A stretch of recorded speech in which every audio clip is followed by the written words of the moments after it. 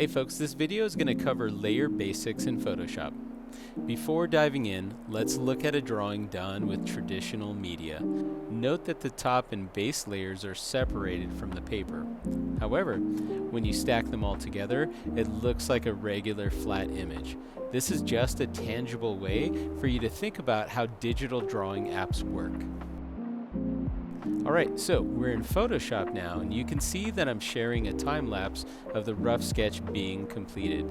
My focus is on drawing with energy. I'm really not that worried about any of the details. Later, I'll follow up with some clean line drawings done on a different layer. Note that the opacity of my original sketch has been lowered because this helps me see what I already have traced and what I need to trace.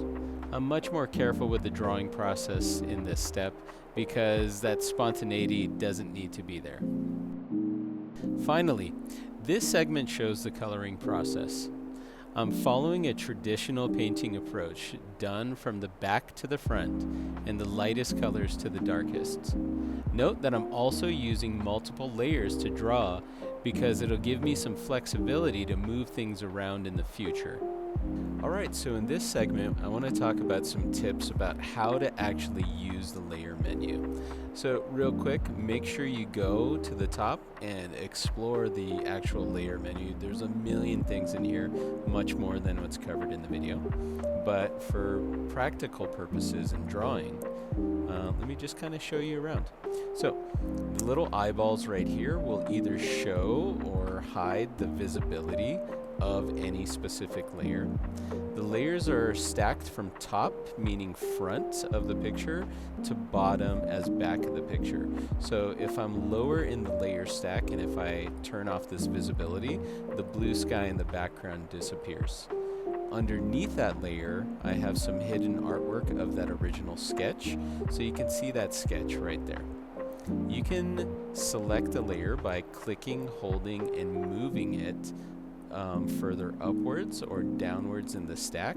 Just be aware that when you do that, stuff gets hidden and stuff doesn't appear. But if you take this flat image and you drag it to the bottom, then you can see that it ends up going behind. So you want to stay organized with your layers.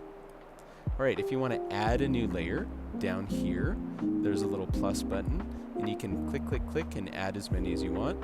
Hit the trash can to delete layers.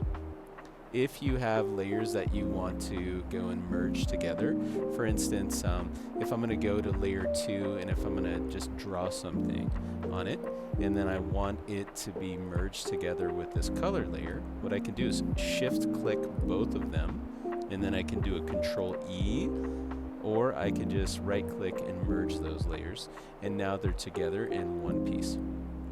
If you have a layer that needs to be renamed, like layer 1, I'm going to just click on it and I'm going to rename it.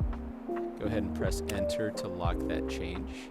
And then of course you can go and shift click all of your layers and group them together by hitting this little folder down here, or you can go and Control G.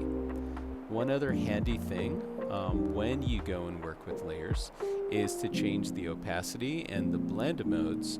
So for instance, my sketch layer currently has a 25% opacity. Click that arrow and drag the slider around. You can click inside and type in a number, or you can hover over the actual opacity and you can click, hold, and drag to fine-tune and adjust how light or dark the opacity is. Alright, so let's end this video with one more process sketch. Really, there are no rules to this stuff. The layers are just tools to help you out. So, I'm going to start with a reference image that will help inform my sketch. The sketch is drawn freely, making use of the Move tool so I can tweak the perspective and just get it right. Next, I'll do a clean line pass and a color pass, and before I'm done, I'll get organized by renaming and grouping my layers. It'd be cool to see some effects added to this thing, but that'll have to wait until the next video. So in the meantime, do me a favor and go give this a try. Thanks for watching. Bye.